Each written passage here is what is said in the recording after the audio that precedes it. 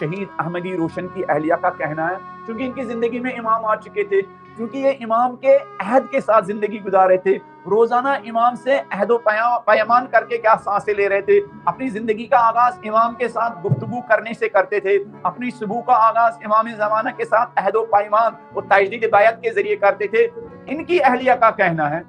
یہ احمدی روشن ایک ہفتے کے بعد گھر آتے تھے۔ کہاں سے؟ ایران کی جس ایٹمک پلانٹ میں یہ کام کرتے تھے وہاں سے ایک ہفتے کے بعد آتے تھے۔ ان کا کہنا ہے، ان کے اہلیہ کا، میں نے کہا مصطفیٰ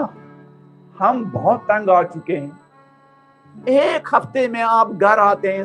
ہفتے کے 6 دن آپ کہاں گزارتے ہیں؟ آفس میں گزارتے ہیں، صبح شام وہاں۔ عام طور پر جن کی زندگی میں یہ امام نہیں ہوتا، خدا نہیں ہوتا ہے، وہ آفس تو روزانہ جاتے ہیں، لیکن ہفتے میں جو کام ان کو کرنا ہوتا ہے، پھر جب ان کے ورک کلچر کو دیکھتے ہیں پتہ چلا ہفتے میں اس نے 1 گھنٹے کے برابر بھی کام کیا ہوتا ہے نا ایسا۔ بہانے ڈھونڈتے ہیں پورا، اگر ان کی زندگی کا کیلکولیشن کیا جائے، آفس ہاورز کا اور آفس گھنٹوں کا کیلکولیشن کیا جائے تو 1 گھنٹہ بھی نہیں۔ اور یہ کیسی نسل ہے جو ایک ہفتے کا گھر آتی ہی نہیں ہے، ہفتے بھر گھر آتے ہی نہیں ہے۔ ان کے اہلیہ کا کہنا، میں نے رو کر کہا ہم تنگ آ چکے ہیں، ہمارا بھی کوئی حق ہے۔ تو انہوں نے ہم سے کہا، ان کے اہلیہ کا کہنا، انہوں نے مجھ سے کہا کہ آیت اللہ خوشوقت تہران کی ایک بہت ہی عارف عابد خدا دوست آیت اللہ تھے، جو اپنے مسجد میں امام بارگاہ میں ہزاروں پڑھے لکھے نوجوانوں کو درس اخلاق دیتے تھے اور ان کے ٹیلنٹ کی انجینئرنگ کرتے تھے، ان کو امام زمانہ کے راستے پر چلنے کی تربیت دیتے تھے۔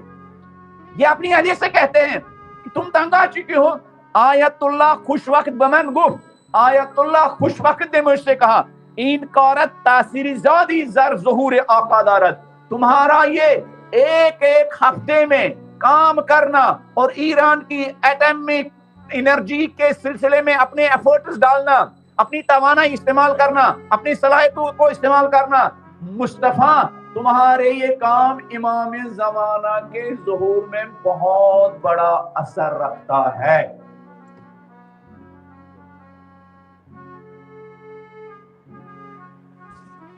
امام زندگی میں آ جائے،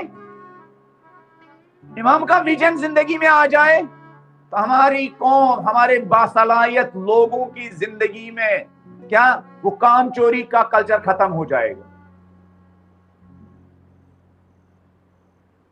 کام سے بھاگنے کی جو عادت ہے وہ ختم ہو جائے گا،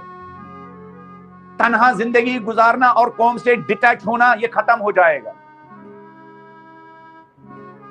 پھر انسان 24 گھنٹے میدان میں رہے گا۔ 24 گھنٹہ میدان میں رہنے کے بعد صبح امام زمانہ کے حضور گڑ گڑا کر کہے گا حق تو یہ ہے کہ حق ادا نہ ہوا، مولا حق تو یہ ہے کہ آپ کے مشن کا حق ادا نہیں ہوا، مولا حق تو یہ ہے کہ آپ کے ماننے والوں کی خدمت کا حق ادا نہیں ہوا، مولا حق تو یہ ہے کہ آپ کے جو انتظار کرنے والے لوگ، آپ کے جو غریب شیعہ جو لوگ ہیں، حق تو یہ کہ ان کا حق ادا نہ ہوا۔ یہی جو لاسٹ ایئر شہید آیت اللہ رئیسی شہید ہوئے، جب سے انہوں نے ایران کی عدلیہ میں جوڈیشری میں کام شروع کیا، 18 گھنٹہ کام کرتے تھے۔ 19 سال کی عمر میں وہ ایران کی جوڈیشری میں انہوں نے کام شروع کیا، 18 سال، یہ 19 سال میں۔ لیکن جب سے انہوں نے ایران کی جوڈیشری میں کام شروع کیا، نماز صبح کے پاس جاتے تھے، نماز صبح کے بعد جاتے تھے، 18 گھنٹہ آفس میں بیٹھتے تھے۔ ان لوگوں کو کون یہ خدمت کے میدان میں اس طرح حاضر ہونے کا جذبہ دیتا ہے؟ امام زمانہ اجل اللہ تعالی فرج شریف کا انقلاب۔ جب ہم صبح امام سے عہد کرتے ہیں، یہ نہیں کہ جب ہم امام آئیں گے اس وقت ہم کیا میدان میں حاضر ہونا شروع ہو جائیں گے۔ امام کے ساتھ عہد یعنی ابھی جتنے بھی ہمارے معاشرے میں، ہماری سوسائٹی میں امام کے پسندیدہ کام ہے، ابھی سے ان کو ہاتھ لگانا شروع کرے۔ امام زمانہ جو پردے غیب سے نکلنے کے بعد جن کاموں کا آغاز کریں گے، ابھی سے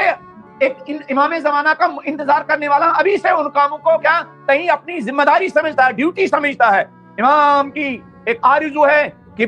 تجربہ کار لوگ پیدا ہوں، ایک اسکول میں رہنے والا ٹیچر 24 گھنٹے کام میں لگا رہتا ہے، یہ نسل امام عصر کے کام کرنے کے لیے تیار ہو جائے۔ ایک ماں گھر کی چار دیواری میں ہو تو ابھی سے ان بچوں کو دودھ پلاتی. میں نے لاسٹ ٹائم بھی کبھی کہا تھا امام زمانہ کو ماننے والی خاتون اور ماں جب بچوں کو دودھ پلاتی ہے وہ اس نیت سے دودھ نہیں پلاتی ہے پالنے والے بڑا ہو کر ڈاکٹر اور انجینئر بنے گا. پالنے والے اے امام میں اس کو دودھ پلاتی ہوں تاکہ میرے گود میں آپ کا ناصر و مددگار تیار ہو جائے.